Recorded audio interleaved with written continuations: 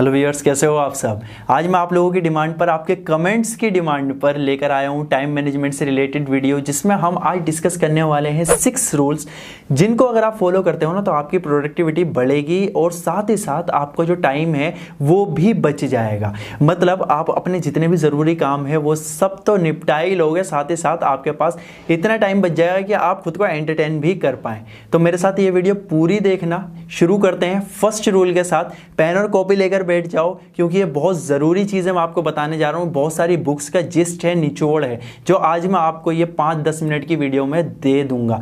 तो सबसे पहला जो आपको काम करना है, सुबह उठते ही सबसे घिनौना दिखने वाला मेंढक खा लीजिए। अब आप सोच रहे होंगे सर ये कैसी बातें कर रहे हैं आप, मेंढक खा लीजिए, मेंढक कैसे खा सकते हैं आप, मेंढक नहीं, गंदी चीज़ होती है, मेंढक नहीं खाएंगे। तो अब इसको समझिए डेप्थ में। मेंढक से मेरी मुराद है काम। जो काम आपको सबसे ज़्यादा मुश्किल लगता है और सबसे ज़्यादा इंपॉर्टेंट होता है, आपको सबसे पहले वो काम करना है। तो सुबह उठिए और जो आपकी लिस्ट है उस लिस्ट में से सबसे इंपॉर्टेंट काम जो है, आप सबसे पहले उस काम को निपटाइए, क्योंकि जैसे ही वो काम निपट जाएगा तो आपके बाकी के जितने भी काम है वो सारे ईजी लगने लगेंगे आपको, और आप इजीली अपने पूरे दिन के अंदर उसको कर पाएंगे। दूसरी चीज़, इसको करने से क्या होगा कि जो आपका टाइम है, क्योंकि सबसे मुश्किल काम आपने सबसे पहले कर लिया है, तो आपका जो टाइम है पूरे दिन का वो बच जाएगा और आप बाकी चीजों को भी प्लान कर पाएंगे। तो दूसरा मेरा जो पॉइंट है वो है कि यूज योर ट्रेवल टाइम। मतलब जो आप ट्रैवलिंग करते हैं उस टाइम को यूटिलाइज कीजिए। इंडिया में एक नॉर्मल इंडियन 2 से 4 घंटे की ट्रैवलिंग रोज करता है, अपनी जॉब पर जाता है या काम पर जाता है, जो भी करता है 2 से 4 घंटे की मिनिमम ट्रैवलिंग डेली होती है। तो जब भी आप ट्रैवलिंग कर रहे हैं तो उस टाइम को यूटिलाइज कीजिए। अब आप पूछेंगे कि सर उसको यूटिलाइज कैसे किया जा सकता है, तो आप क्या कर सकते हैं, कोई एक बुक आप प्रीफर कर सकते हैं, आप बुक्स पढ़ सकते हैं, साथ ही साथ आप पॉडकास्ट सुन सकते हैं। पॉडकास्ट क्या होता है कि वहाँ पर बहुत सारे स्पीकर्स होते हैं, बहुत सारे राइटर्स होते हैं, वो अपने पॉइंट्स बताते हैं जो सिर्फ ऑडियो फॉर्मेट में होते हैं। तो आपको मोबाइल फोन की स्क्रीन देखने की भी जरूरत नहीं है, आप सिर्फ हैंड फ्री लगाएंगे, जेब के अंदर मोबाइल फोन रखेंगे और आप वो ऑडियो सुन सकते हैं और अपनी स्किल्स को इंप्रूव कर सकते हैं। तीसरी चीज जो आप कर सकते हैं ट्रैवलिंग टाइम में, आप वीडियोस देख सकते हैं, मोटिवेशनल वीडियोस देख सकते हैं, इंफॉर्मेटिव वीडियोस देख सकते हैं, जिससे क्या होगा कि आप का जो कॉन्फिडेंस लेवल है वो बढ़ेगा, नॉलेज बढ़ेगी। तो ये सारी चीज़ों से क्या होता है कि आपकी जो प्रोडक्टिविटी स्किल्स हैं वो इंक्रीज होती है, आपकी नॉलेज इंक्रीज होती है, और आप जो ट्रैवलिंग टाइम था जो पहले पूरी तरह से वेस्ट था, आप उसको अच्छे से यूटिलाइज कर पा रहे हैं। अब खुद को मैनेज कैसे कर सकते हैं, ये सबसे बड़ा सवाल है, क्योंकि हम अगर दूसरे को मैनेज करने पर आए ना तो हम डंडे के जोर पर दूसरे को मैनेज करना जानते हैं कि भाई तुम ये काम करो, तुम ये करो, ये करो, ये करो। मगर जब खुद को मैनेज करने की बात आती है तो हम टाल मटोल करने लग जाते हैं और खुद के मैनेजमेंट का बिल्कुल ख्याल नहीं रखते हैं। तो खुद को मैनेज करने के लिए सबसे ज़्यादा ज़रूरी चीज़ जो आपको हमेशा फोकस रखनी है कि जो आप पूरे दिन के अंदर करने वाले हैं, आपको वो चीज़ें पहले से पता होनी चाहिए। इसके लिए आपको क्या करना है कि एक दिन पहले शाम को बैठकर अगले दिन काम की आपको पूरी एक लिस्ट तैयार कर लेनी है। अब आप कहेंगे कि सर लिस्ट तैयार हो जाएगी तो क्या उसी का कोडिंग चलना है? बिल्कुल उसी का कोडिंग चलना है। अब दूसरा क्वेश्चन जो आएगा वो ये आएगा कि लिस्ट में कौन सी चीज़ को प्रायोरिटी दें। तो जैसा हमने फर्स्ट पॉइंट आपको बताया था कि जो सबसे घिनौना मेंढक होगा आपको सबसे पहले वो ही खाना है।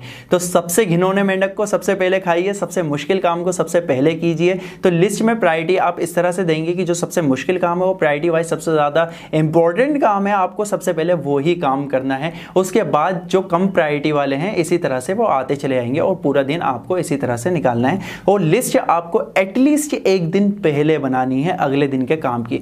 ऐसा कहा जाता है कि जो लोग लिस्ट बनाकर काम करते हैं ना, अपने दिन को लिस्ट बनाकर मैनेज करते हैं, तो उनकी प्रोडक्टिविटी स्किल्स जो है वो 50% तक इंप्रूव हो जाती हैं और वो टाइम को अच्छे से मैनेज कर पाते हैं।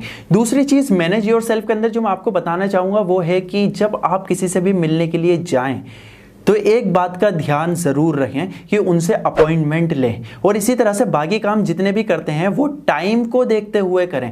अपॉइंटमेंट लेने से क्या होगा, आप कहेंगे कि सर अब क्या 10 लोगों से मिलने जाएंगे, क्या 10 के 10 से अपॉइंटमेंट ले? बिल्कुल लीजिए। इसके पीछे बहुत बड़ा रीज़न है। जब आप बगैर अपॉइंटमेंट लिए किसी से मिलने के लिए जाते हैं तो आपके ट्रैवलिंग टाइम लगता है सबसे पहली चीज़, ठीक है। आप ट्रैवल करते हैं एक जगह से दूसरी जगह। सेकेंडली, जब वो आपसे नहीं मिल पाता जिससे आप मिलने के लिए गए हैं, अगर वो आपसे नहीं मिल पाते तो आप क्या करते हैं, आप निराश होकर घर पर आते हैं। मगर दूसरी चीज़, सबसे इंपॉर्टेंट चीज़, आपका टाइम खराब हुआ। आप मिलने के लिए गए, ट्रैवल किया आपने, उनके पास मिलने गए, तो आपका टाइम लगा और वो टाइम आप यूटिलाइज नहीं कर पाए, वो टाइम आपका खराब हो गया। फोर्थ पॉइंट जो मैं आपको बताना चाहता हूं वो ये है कि आप अपने वक्त की कीमत पहचानिए। अब आप कहेंगे कि सर ये तो कहने की बात होती है कि वक्त की कीमत कैसे पहचान सकते हैं। इसका एक फॉर्मूला मैं आपको सिंपल सा बता देता हूँ, उस फॉर्मूले को अप्लाई कीजिए और आपको पता लग जाएगा कि आपकी 1 घंटे की क्या कीमत है।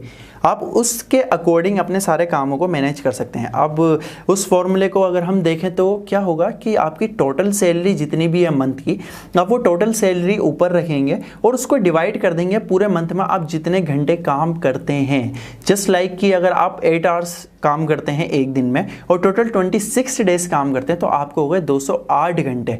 तो आपकी जितनी भी टोटल सैलरी है उसको डिवाइड कर दीजिए 208 घंटों से, तो आपकी पर आवर सैलरी निकल कर आ जाती है। अब मैं मान लेता हूं कि आपकी पर आवर सैलरी जो है वो है 250 रुपीज़, ठीक है। आप 50,000 के अराउंड आप कमाते हैं, ठीक है।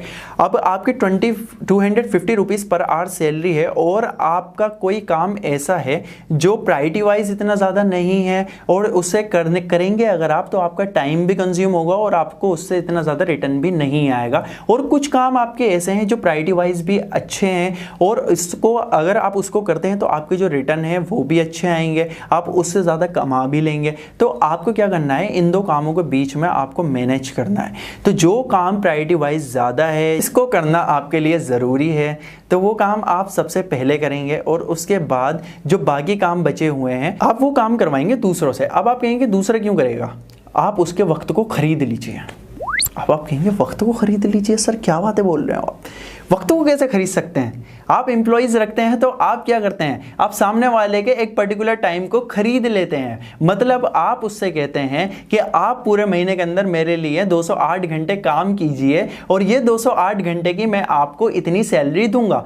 तो जिस इंसान की सैलरी, जिस एम्प्लॉय की सैलरी आपकी सैलरी से कम है, आप उस एम्प्लॉय को अपने पास रखिए। अब आपको कैसे इसको कैलकुलेट करना है कि लेट्स सपोज कि आपकी जो पर आवर की इनकम है वो है 250 रुपीज़ और आपने एक एम्प्लॉय 10,000 रुपीज़ के ऊपर रखा तो उसकी पर आवर की सैलरी अप्रोक्सीमेटली बैठी 50 रुपीज़, ठीक है। तो जो आपके कम प्रायोरिटी वाले काम है जिसको आप दूसरे से करवा सकते हैं, आप उस काम को उस जो एम्प्लॉय आपने रखा है उसको हैंड ओवर कर सकते हैं। और जो काम आप अगर खुद करते तो 250 रुपीज़ पर आवर की कॉस्ट आती, अब वही काम आपका 50 रुपीज़ पर आवर पर हो रहा है, मतलब आप 200 रुपीज़ पर आवर बचा रहे हैं। और साथ ही साथ जो आपने अपना 1 आवर बचाया है उसको आप यूटिलाइज कर सकते हैं दूसरे कामों में, तो कहीं ना कहीं आप अप्रोक्सीमेटली 500-600 रुपीज़ बचा पाएंगे अपने, अगर आप किसी दूसरे के टाइम को खरीद लेते हैं।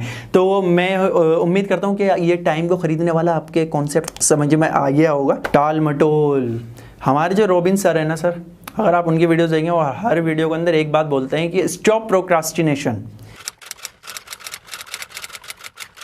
टाल मटोल को रोकिए, टाल मटोल मत कीजिए। यही टाल मटोल आपको आज आप करेंगे ना तो कैसे पूरा वीक निकल जाएगा, पूरा मंथ निकल जाएगा, पूरा ईयर निकल जाएगा, आपकी एक दिन लाइफ भी निकल जाएगी और आपका वो काम कभी नहीं होगा। मैं जानता हूँ कि हमारे पड़ोस में एक ऐसा शख्स है जिसकी मम्मी ने उसको कुछ काम करने के लिए कह रखा है। It's something like government work type का है, कुछ डॉक्यूमेंट बनवाना है और वो क्या करता है कि रोज़ उस काम को टालता रहता है। So it's been around 3 years from then, 3 साल अभी हो चुके हैं और उसका वो काम आज तक कंप्लीट नहीं हुआ है। और आज भी उसकी मम्मी अगर बोलते हैं कि वो काम करवा दो बेटा, तो वो बोलता है कि हाँ कल करवाऊंगा, और 3 साल से उसकी आज तक कल नहीं आई है। और ये सब कुछ आपके साथ भी होता होगा, मैं इसके ऊपर पूरा श्योर हूँ कि आप बहुत सारे कामों को टाल मटोल करते होंगे। चलिए इसके पीछे का रीज़न समझते हैं कि हम काम को टालते क्यों है, क्यों प्रोक्रास्टिनेशन हम करते हैं, क्यों ऐसा हमें लगता है कि यार ये काम जो है अगर हम अभी नहीं करेंगे कल करेंगे तो यार ये काम कंप्लीट हो जाएगा। मैं आपको इसके पीछे का रीज़न बताता हूँ, बहुत ध्यान से सुनिएगा, बहुत लॉजिकल है। क्या रीज़न होता है कि जब कोई काम हमें हार्ड लगता है, मुश्किल लगता है, तो हम उसी ही काम को प्रोक्रास्टिनेट करते हैं, टाल मटोल करते हैं। मतलब जिस काम से हमें डर लगता है, हमें डर लगता है कि या तो उस काम के अंदर हमारा टाइम ज़्यादा बर्बाद हो जाएगा, या लोग हमें जज करने लगेंगे, या लोग हम पे हंसेंगे, या अगर मैंने वो काम किया तो लोग क्या सोचेंगे, ये टाइप के जो डर होते हैं ना, हमारे मन के अंदर रहते हैं ये सारे डर। तो इन डरों की वजह से हम क्या करते हैं कि उस काम को टाल मटोल करने लगते हैं कि मैं कल तक के करेज जुटा लूँगा। अच्छा, ये सब कुछ माइंड में नहीं चल रहा होता है, फर्स्ट ऑफ ऑल ये ध्यान रखिएगा, ये कहीं पर सबकॉन्शियस माइंड में आपके फीड होता है। बट माइंड क्या कहता है, नहीं यार आज नहीं कल।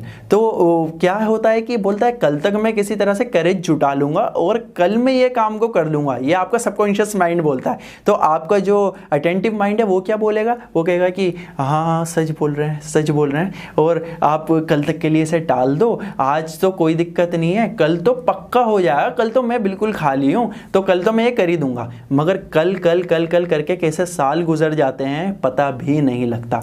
अब हमारा 6th पॉइंट है लर्न टू से नो, ना कहने की आदत डाल लीजिए। अब बहुत सारे काम ऐसे होते हैं जिन्हें करने से आपको कोई बेनिफिट नहीं होता, ठीक है, आपको कोई फ़ायदा नहीं होता, मगर फिर भी आप करते हैं। जैसे मैं आपको एग्जांपल दूं, रोज़ रोज़ अपने दोस्तों से मिलना, ये एक ऐसा काम है जिसको करने से आपको कोई बेनिफिट नहीं होता, मगर आप रोज़ उनसे अगर मिलते हैं तो आपका टाइम जो है वो बहुत ज़्यादा ख़राब होता है। अब क्या करता है, दोस्त फ़ोन करता है, हेलो कहाँ पर हो, आप आ जाओ जल्दी से, चलते हैं घूमने के लिए, और 2-3 घंटे कहाँ चले जाते हैं हमें पता भी नहीं लगते। आपको एक एग्जाम्पल देता हूँ मैं रिक्शा पुलर का, एक कहानी सुनाता हूँ छोटी सी। एक रिक्शा पुलर था, वो चौक पर खड़ा रहता था और कोई भी आता था और उसको बोलता था कि मेरे साथ चलो, वो उसके साथ जाता था और बदले में उसे कुछ पैसा मिल जाता था। ठीक इसी तरह से आपका होता है। आप क्या करते हैं कि दोस्त जो है आपको फोन करके बोलता है कि भाई मेरे साथ चलो, आप उसके साथ चले आते। क्या आप रिक्शा पुलर हैं? रिक्शा पुलर को जाने के साथ में पैसा मिलता था, मगर आपको जाने के साथ में कुछ नहीं मिलता है और आपका उल्टा टाइम खराब हो जाता है। तो आपको इस चीज का ध्यान रखना है कि आपको वो काम नहीं करने हैं जिन कामों को करने से आपका टाइम खराब हो। ना कहने की आप आदत डालिए। आपको लगता है ना कि अगर ये काम करने से मेरा टाइम खराब हो जाएगा, उसको कहो पोलाइटली, भाई मैं नहीं कर सकता, मैं तेरे साथ नहीं आ सकता, मैं ये वाला काम नहीं कर सकता, मैं आपकी इस जगह पर मदद नहीं कर सकता। बहुत सारे लोग मदद मांगते हैं सिर्फ इसलिए ताकि उनका बोझ कम हो जाए और आपको ऊपर डाल देते हैं कि यार मेरा ये काम कर दो। पोलाइटली कहो नहीं कर सकता। तो ये 6 रूल्स थे, इनको आप अप्लाई कीजिए अपनी लाइफ में, आपका टाइम भी बचेगा और प्रोडक्टिविटी भी इंक्रीज होगी। अगर आप इसी तरह की शॉर्ट वीडियोस भी चाहते हैं तो हमारा जो इंस्टाग्राम अकाउंट है, डियर सर का जो इंस्टाग्राम अकाउंट है, आप वहां पर जाकर हमें फॉलो कीजिए। और मुझसे अगर आप पर्सनली कोई क्वेश्चन पूछना चाहते हैं या कोई सजेशन लेना चाहते हैं तो डियर सर ने जिनको फॉलो कर रखा है उनमें से एक मैं भी हूं, आप मुझे वहां पर जाकर मैसेज कर सकते हैं, मैं आपके सभी मैसेजेस का रिप्लाई करता हूं। इस वीडियो को लाइक कीजिए, शेयर कीजिए अपने उन दोस्तों के साथ जिनको टाइम की बिल्कुल भी वैल्यू नहीं है। साथ ही साथ कमेंट करके मुझे बताइए कि नेक्स्ट वीक सैटरडे को आपको कौन सा टॉपिक चाहिए। मैं आपके साथ जल्दी मिलूंगा, तब तक के लिए गुड बाय।